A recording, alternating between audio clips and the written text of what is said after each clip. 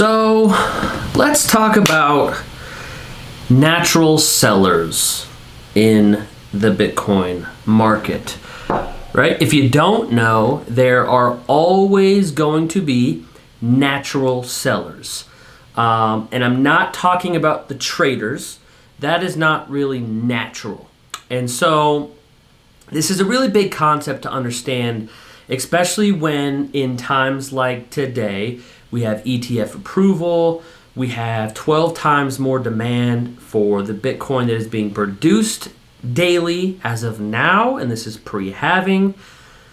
And just with the supply shock that's going on, the prices that we have today and the accumulation, all right? I just wanted to give that background. So currently, the Bitcoin price, 51,575.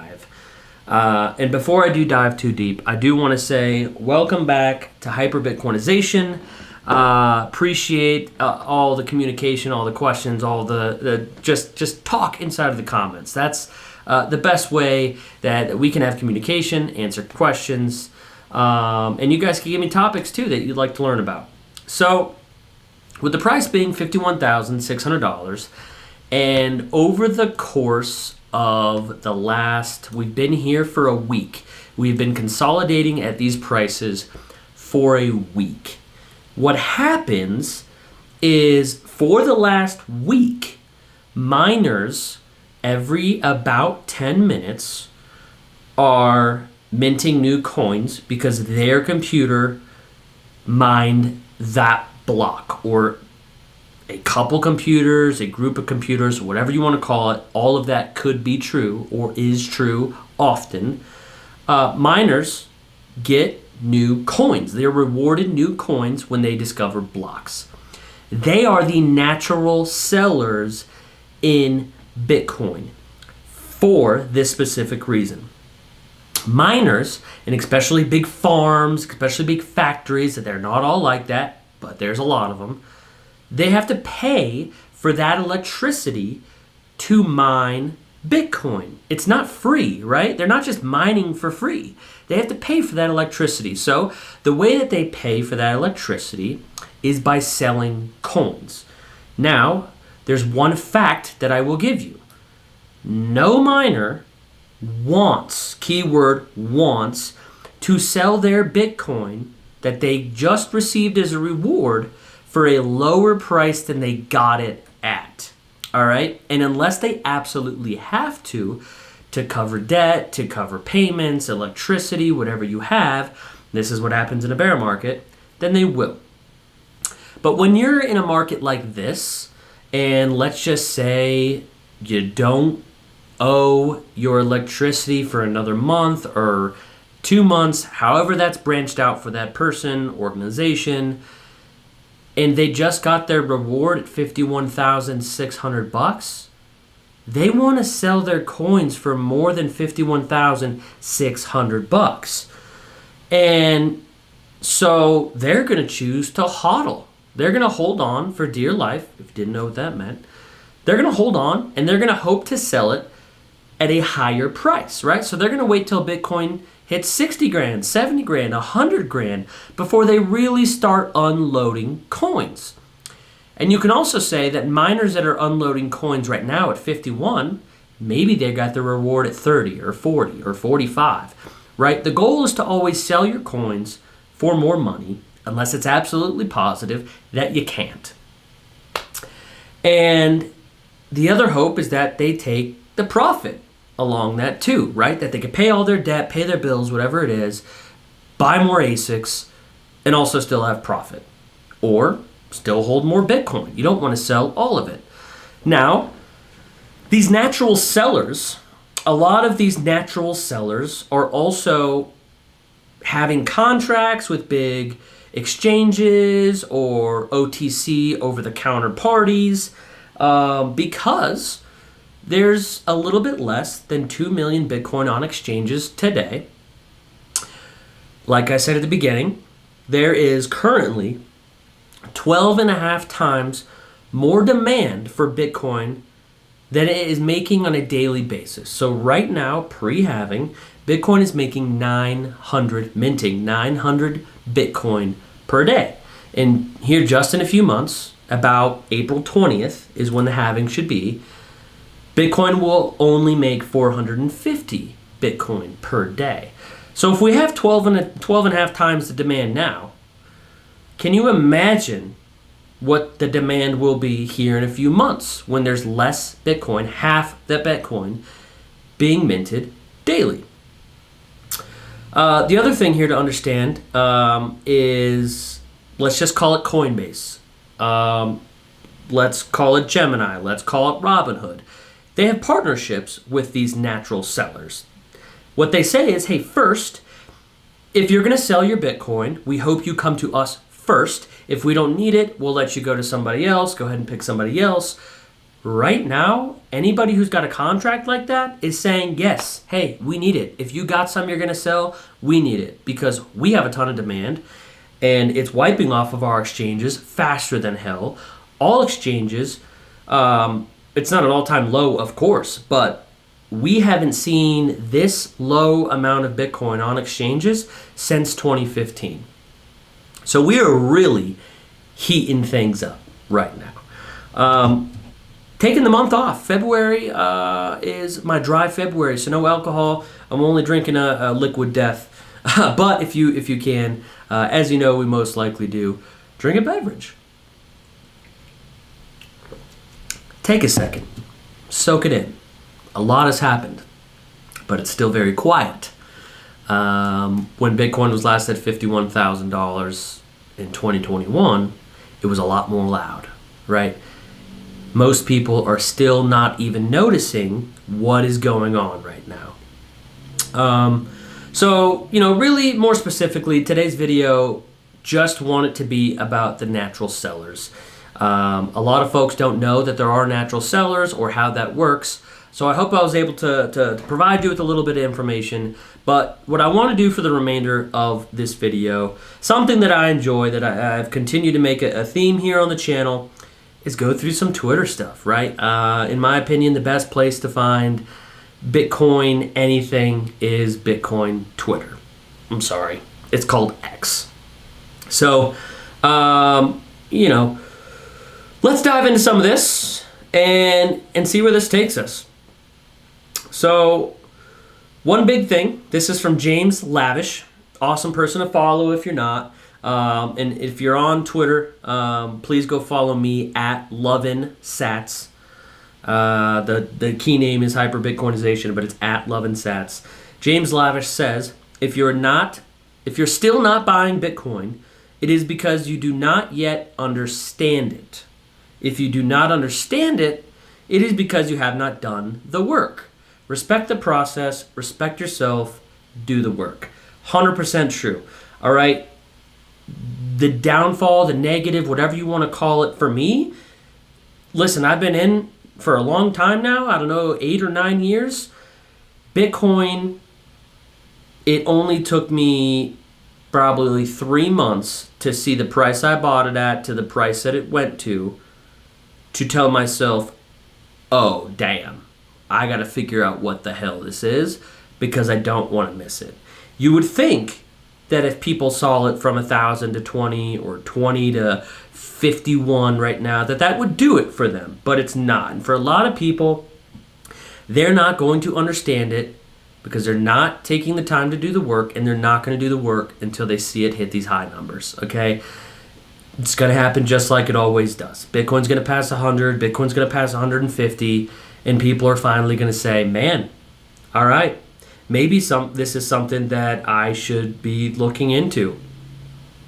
Here's another one from Pomp. And I know there's mixed feelings about Pomp.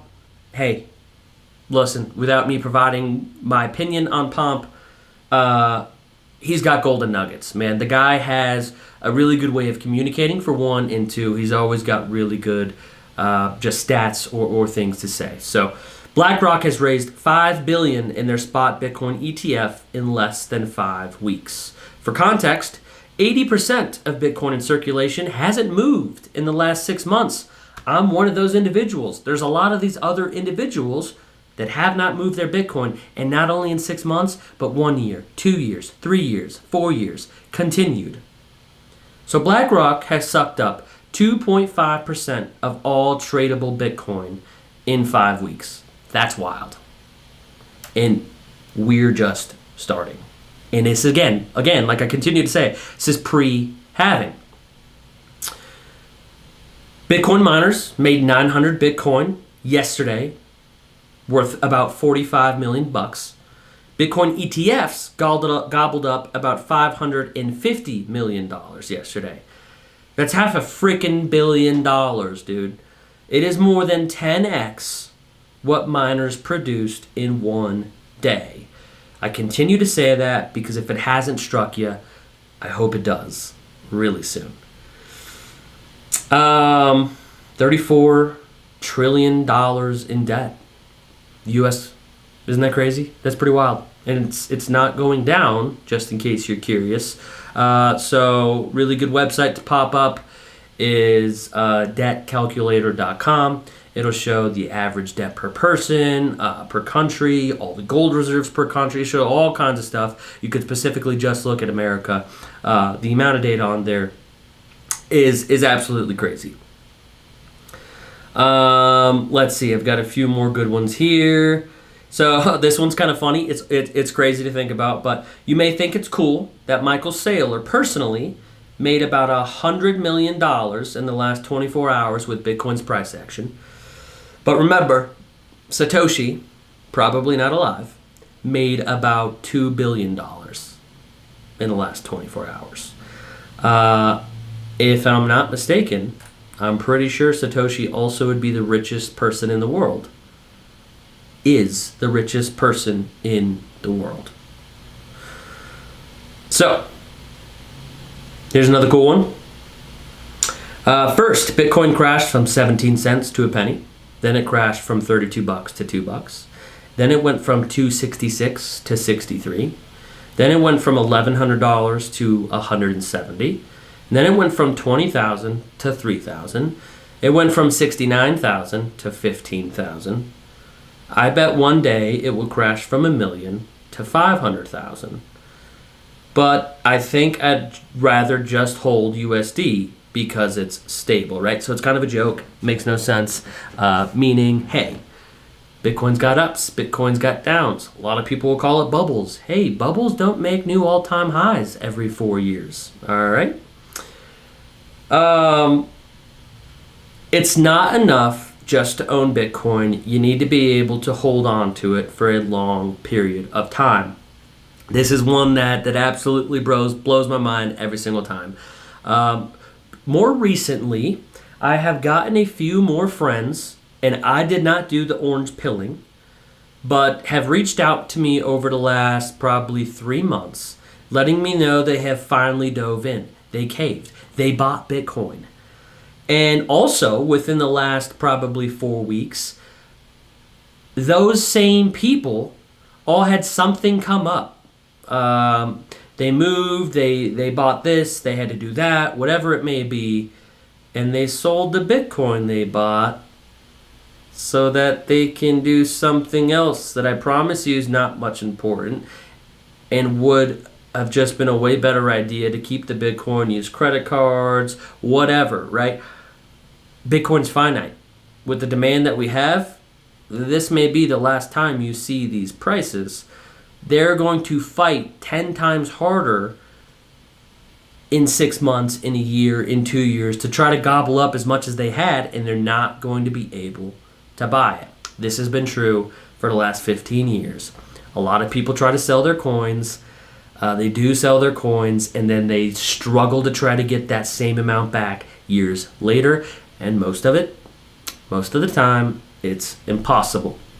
So, not going to go crazy here with these, but there was one more that I really wanted to share with you guys, but I'm having a trouble trying to find it. So, okay, here it is.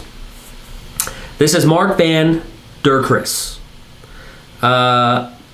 And this is the last one I'll leave you with. I'm hoping I'm providing you guys with helpful information. If you feel like I am, it would help me a lot if you please give me a thumbs up. Subscribe to the channel if you like the content. If you want to see more, I can spice it up. I can do technical analysis.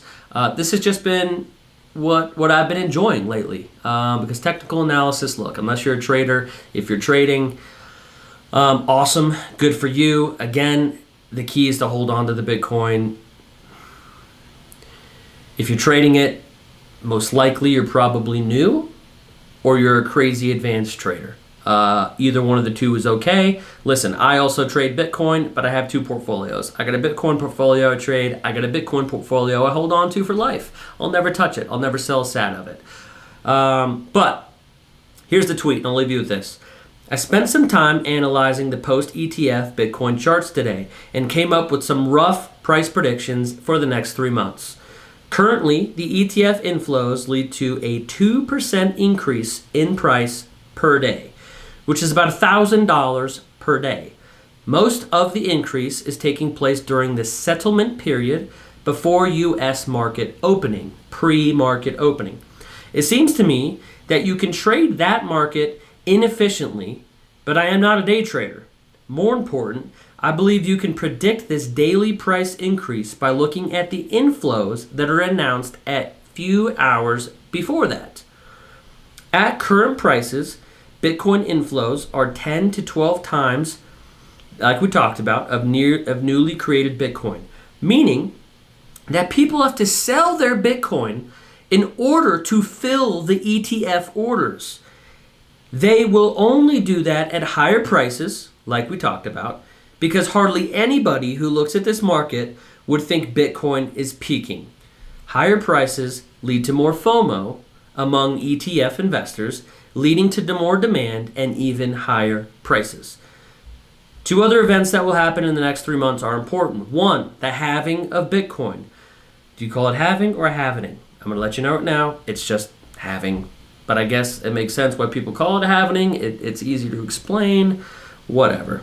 The halving of the Bitcoin mining rewards in mid-April 20th. Right now, 900 Bitcoin are produced per day. After that, it's 450 new coins are mined. This will add to the supply shock and will lead to even higher prices. We covered that. Many financial advisors can only start selling a new ETF 90 days after trading to minimize the risk that an ETF they sell will fail. Meaning, by early May, demand should start picking up even more than it is right now. What will this mean for the price? I think we're in uncharted territory here. But I believe an average increase of $1,000 per trading day over the next few weeks is very likely. After the two events above, this could even be substantially higher. This means that unless there is a black swan event, COVID, FTX, something like that, that we will see a new all-time high above $69,000 before the halving, which I think is true, and we could possibly hit $100,000 per Bitcoin in exchange rate of US dollars over the next 2 to 3 months.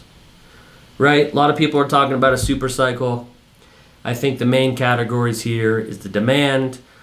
Right now, 12 and a half times. The 90-day thing with the ETFs, more demand coming, natural sellers wanting more money for their Bitcoin, and the halving coming up here soon in a few months. You put all that together, it makes a ton of FOMO, and I think we're in a really awesome place right now. You know, we were sitting up at 53. We're down $2,000. We're at 51. We did touch 50,000 slightly, so hey, can we touch down at 50 grand one more time? Absolutely. I would gobble that up if you could. Could we probably come back down and touch that median level at 48? Yeah, probably. But, you know, we've got a lot of accumulation and consistency at this level that we're at. What you're about to see this year is going to be absolutely knucking futz. Thanks for tuning in today, guys. This is Hyper Bitcoinization. Appreciate you checking in. Help me out with the like and subscribe, and we will catch you next time. Peace.